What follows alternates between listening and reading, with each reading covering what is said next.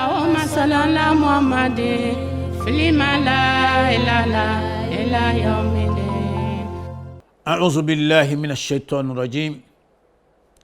بسم الله الرحمن الرحيم. والصلاة والسلام على أشرف المرسلين وعلى آله وأصحابه أجمعين. Fidèles téléspectateurs, assalamu alaikum wa rahmatullahi wa barakatuh. Nous sommes toujours sur le chapitre 19 du Saint-Coran, correspondant au chapitre Mariam. Et nous avons commencé ce chapitre par deux récits, et nous avons entamé même, j'allais dire, le troisième récit, bien qu'il existe encore d'autres récits dans ce même chapitre. Premier récit, c'est le récit concernant Zacharia, qui n'a pas eu d'enfant à un âge très avancé et qui a prié le Seigneur de lui en donner. Et Dieu a satisfait à sa demande. Il eut comme enfant Yahya. Yahya qui va naître et qui va être très pieux et surtout respectueux à l'endroit de ses parents. Viendra ensuite un troisième récit, et non de moins d'ailleurs, le récit de Isa alayhi salam. Isa, communément appelé Jésus, fils de Marie, est cité énormément dans le Saint-Coran, car faisant partie de la lignée des prophètes que le musulman reconnaît. Ainsi, dans le Coran, on pourra dire que 13 sourates parlent de Isa alayhi salam. 13 chapitres du Saint-Coran parlent de Isa alayhi salam. Et au total, on aura près de 33 versets où il sera question de Isa alayhi salam.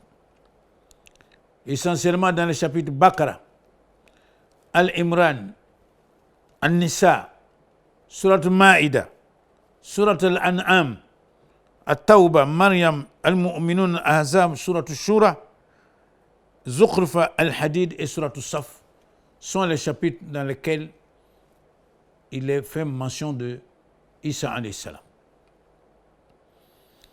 Et chacun de nous sait la place qu'il occupe dans notre religion qu'est l'islam. Et nous sommes d'accord bien sûr aussi, il est bon de le signaler, sur sa naissance miraculeuse.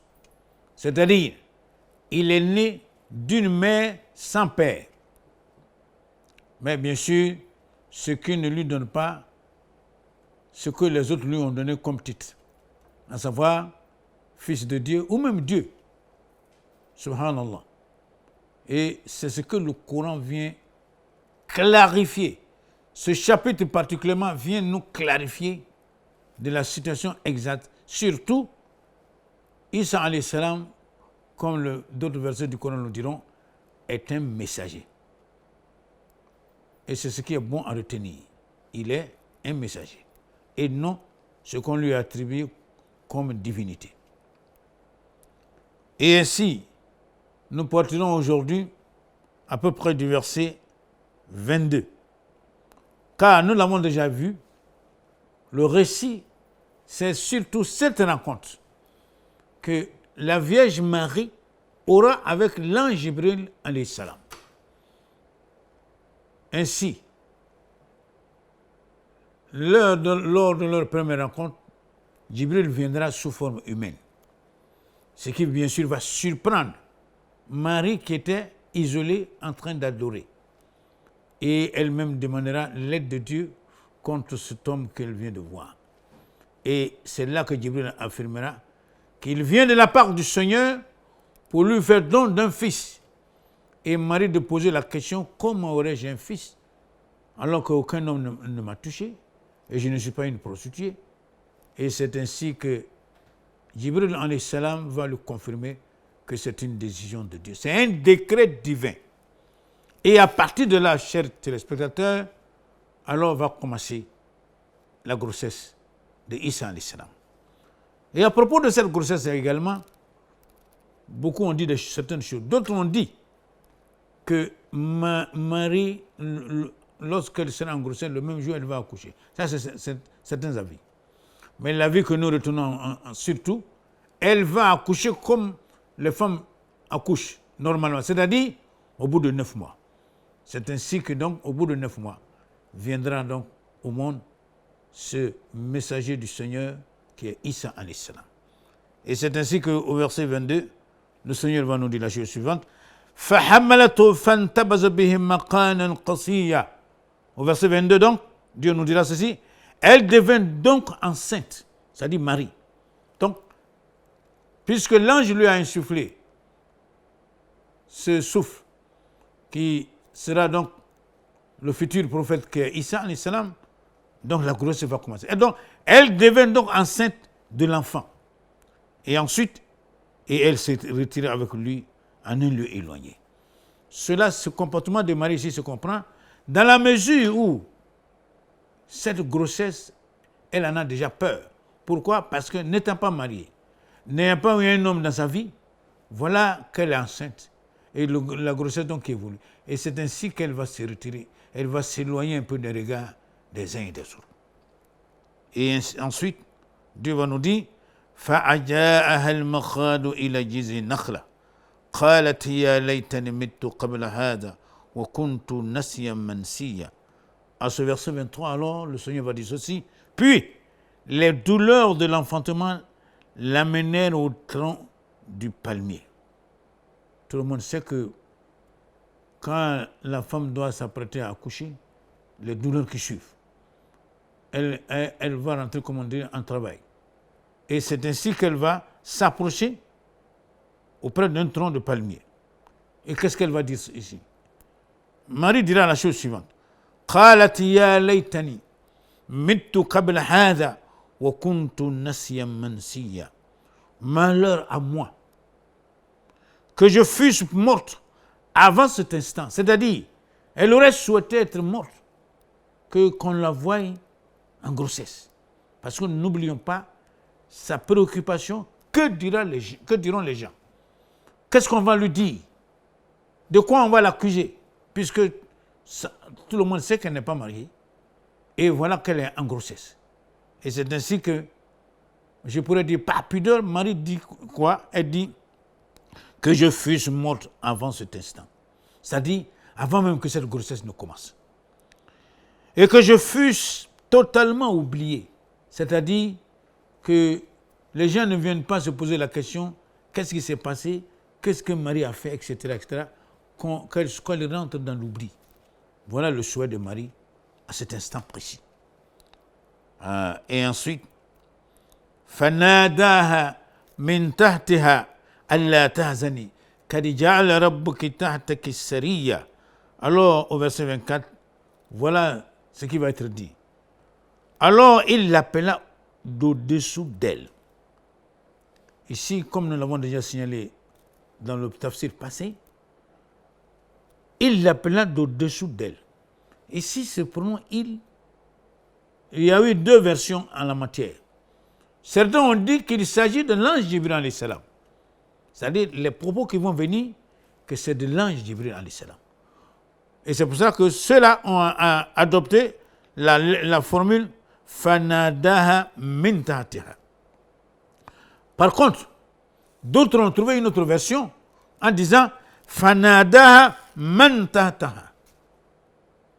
Et ce qui donne le sens que celui qui l'a appelé, c'est son fils, Isa alayhi salam. Les deux lectures sont possibles. Et je reprends en disant ceci. Alors, il l'appela d'au-dessous d'elle. Admettons que ce soit, nous adoptons le cas où il s'agit de l'ange Jibril qui parle ici. Et qu'est-ce qu'il lui dit? Allah ta'zani kadijala rabbuka ta'taki sariya. De ne pas être triste. Oui. En lui disant ceci, ne t'afflige pas. Ton Seigneur a placé à tes pieds une source. C'est-à-dire de ne pas être inquiète. Parce que quand une femme accouche, parmi les choses dont elle aura besoin certainement, il y a l'eau pour se purifier, etc. Et peut-être même la nourriture, pourquoi pas. Et c'est ainsi que celui qui l'appelle de dessous d'elle, et comme nous l'avons dit, ça peut être Jibril alayhi salam, comme ça peut être son fils Isa alayhi salam, car n'oublions pas, Isa alayhi salam sera parmi ces enfants-là qui parleront depuis le berceau. Et c'est pour cela que cette version aussi est tout à fait plausible. Mais dans tous les cas de figure, que ce soit de l'ange Jibril alayhi salam ou bien de son fils, alors cette voix va lui dire bien de ne pas s'affliger. Car Dieu a préparé déjà pour elle une source d'eau. Ensuite, وَحُزِّي إِلَيْكِ بِجِزْعِ النَّخْلَةِ تُسَاقِطُ عَلَيْكِ رُطَبًا جَنِيًّا. Secoue vers toi le tronc du palmier. C'est-à-dire, elle va prendre appui sur le tronc du palmier. Et donc, on diront d'ailleurs que tout ça, c'est un miracle de la part du Seigneur. Et ensuite, il fera tomber sur toi des dattes fraîches et mûres. C'est-à-dire, ce palmier, ce tronc de palmier sur lequel elle prend appui, elle va secouer ce tronc. Et Dieu, par sa grâce, va faire descendre sur Marie des dattes fraîches. Ce qui va lui servir de nourriture. Et c'est essentiellement de ces deux choses dont elle aura besoin. L'eau, pour son rafraîchissement, pour sa purification. Et puis ensuite, bien sûr, de la nourriture. Or, les dattes constituent aussi de la nourriture. Et ainsi, Dieu va lui pourvoir tout ceci pour qu'elle soit tranquille.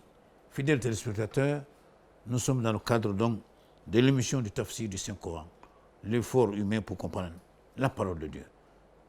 Ainsi, on peut résumer cette première partie en disant, premièrement, la grossesse va évoluer. Et ensuite, les douleurs de l'enfantement commenceront. Et puis après, bien sûr, comme nous l'avons dit, après le temps que met une femme normalement pour accoucher, Marie va accoucher. Et ainsi, elle souhaite même ne pas être de ce monde, car elle sait, elle sent ce qu'on va lui dire. Puisque tout le monde sait qu'elle n'était pas mariée, et comme elle le dit aussi, elle n'était pas prostituée. Comment aurait-elle eu cet enfant? C'est tout ça qui amène Marie à souhaiter même être morte avant l'accouchement de l'enfant. Et même être oubliée. Mais Dieu, par sa grâce, va lui donner les moyens pour survivre. Non seulement l'eau, et puis les dattes fraîches pour pouvoir continuer à vivre.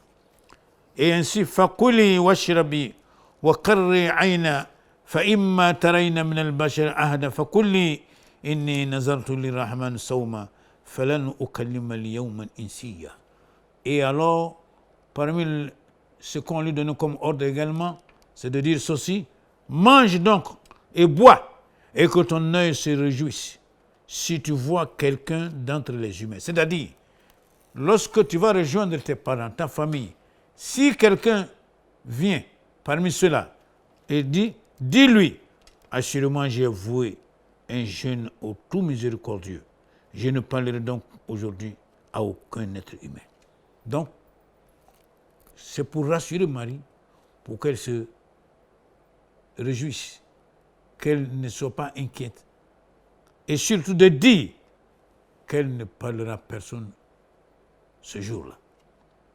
Et c'est ainsi donc que Marie va appliquer à la lettre cet ordre, et ainsi, elle ne parlera à personne, et comme elle dira donc, je ne parlerai donc aujourd'hui à aucun être humain. فأتت به قومها تحمله قالوا يا مريم لقد جئت شيئا فريا. Alors puis elle vient auprès des siens en le portant, bien sûr, le bébé. Donc après ce temps qu'elle a passé loin de ses parents, c'est ainsi que Marie va arriver, bien sûr, avec le bébé. Et ainsi alors, ils dirent, ô Marie, tu as fait une chose monstrueuse. Voilà la chose à laquelle déjà Marie s'attendait, c'est-à-dire l'attaque de ses parents, l'attaque des hommes lorsqu'on la verra avec ce bébé. Car une femme qui n'est pas mariée, une femme qui n'est pas prostituée, et qui n'a aucune autre occasion, selon l'entendement humain bien sûr, pour avoir un enfant, voilà cette femme qui arrive avec un bébé. Et c'est ainsi que les premiers qui vont la rencontrer alors déjà commencent à l'attaquer en disant « Oh Marie, tu as fait une chose monstrueuse. » C'est-à-dire, tu as commis un acte grave. Pourquoi grave? Parce que tu es venu avec un enfant, car nous savons que tu n'es pas marié. nous savons que tu n'as pas un homme dans ta vie. Comment se fait-il que tu viennes avec un bébé alors? Et c'est ainsi que, c'est de ça que Marie craignait, avait peur. Et malheureusement, elle n'a pas échappé ici à l'attaque des parents. Et ainsi, par la suite, ils vont lui dire ceci. Ya uqta Haroun, ma kana abuki mra'a saw'in, wa ma kanat ummiki baghiya. Au verset 28, alors, qu'est-ce qu'il dit? Sœur de Haroun, ton père n'était pas un homme de mal et ta mère n'était plus une prostituée. Ici, il y a une chose à dire. On parle de Haroun ici, sœur de Haroun. Il y a eu deux versions. Certains ont interprété ceci en disant qu'il s'agit de Haroun, que Marie est de la descendance de Haroun, le frère du prophète Moussa alayhi salam. Car il faut bien le préciser, Moïse n'a pas eu de descendance. C'est son frère Haroun qui a eu de la descendance. Et on dit Marie vient de la descendance de Haroun. Et c'est pour cela que le verset dit ici, Ya uqta Haroun.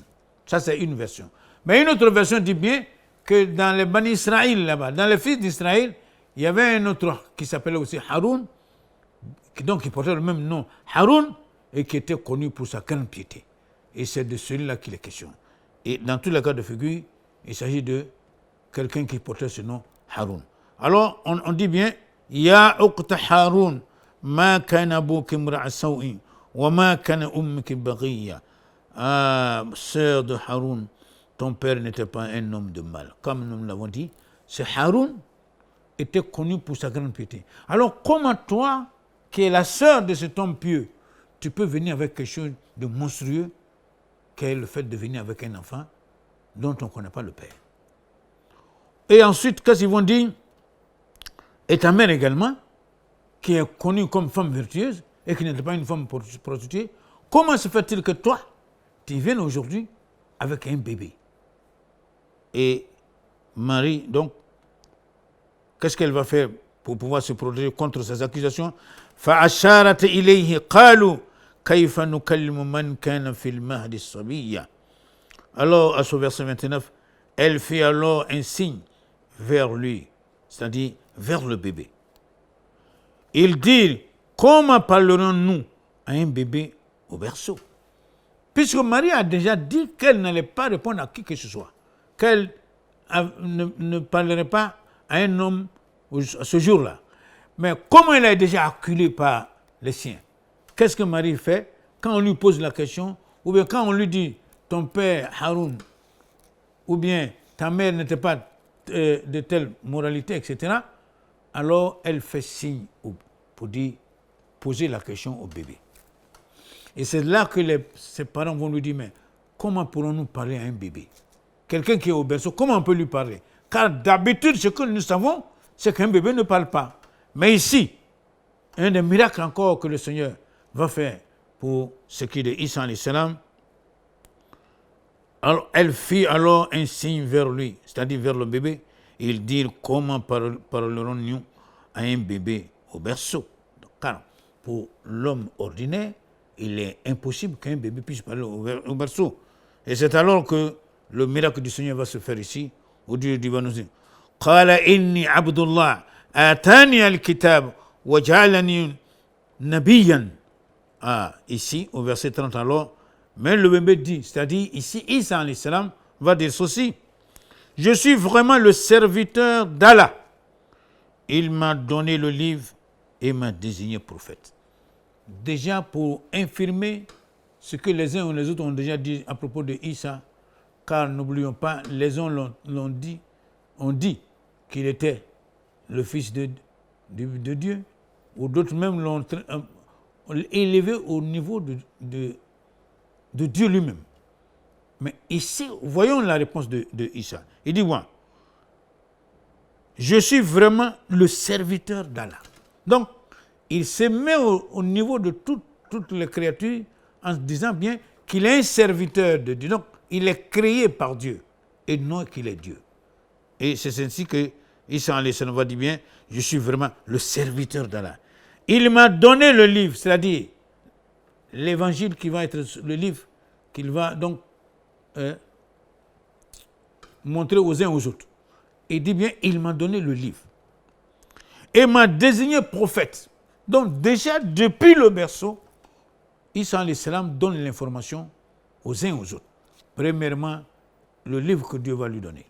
Et deuxièmement, que le Seigneur l'a élevé au niveau du titre de prophète.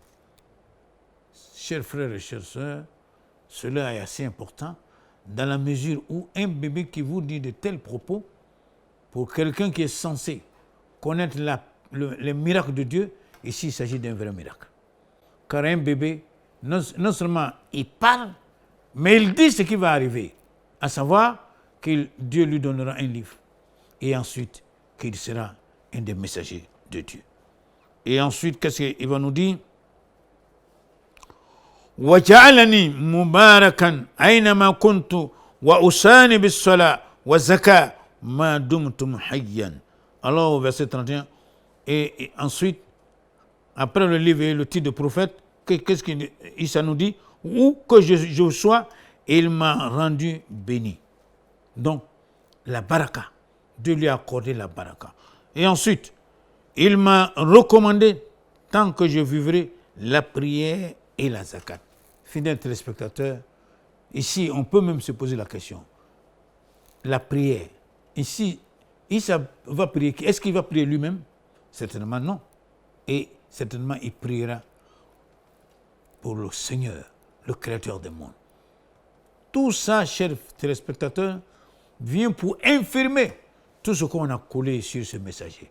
Pour dire qu'il est non seulement un serviteur de Dieu, mais que Dieu lui a donné l'ordre non seulement de faire la prière, de s'acquitter de la zakat. Et c'est ce qu'il nous dit ici bien, où que je sois, il m'a rendu béni. Et il m'a recommandé, tant que je vivrai, la prière et la zakat. Et enfin, وَبَرًّا بِوَالِدَتِي وَلَمْ يَجْعَلْنِي جَبَّارًا شَقِيًّا. Au verset alors 32, il dira ceci. Et il m'a recommandé quoi? La bonté envers ma mère. Et il ne m'a fait ni violent, ni malheureux. Ici, on voit bien, il parle de sa mère. Il ne parle pas de son père. Et c'est pour cela, d'ailleurs, comme nous l'avons dit, à chaque fois que le Coran fait allusion à Isa alayhi salam, il dit bien Isa ibn Maryam. Isa, le fils de Marie. Et c'est la même chose que Isa lui-même reprend ici, en disant bien que وَبَرًّا بِوَالِدَتِي وَلَمْ يَجْعَلْنِي جَبَّارًا شَقِيًّا. En effet, et le Seigneur m'a recommandé la bonté envers ma mère. Et tout le monde remarque ici, il ne dit pas de son père. Il parle que de sa mère. Une fois de plus, pour nous montrer bel et bien que Isa reconnaît qu'il est venu d'une mère, mais bien sûr, sans père. Et c'est ça qui est très important à retenir. Et il ne m'a fait ni violent, ni malheureux.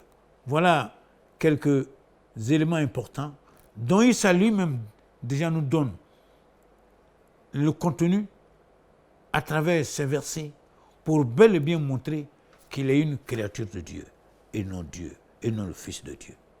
C'est très important à retenir.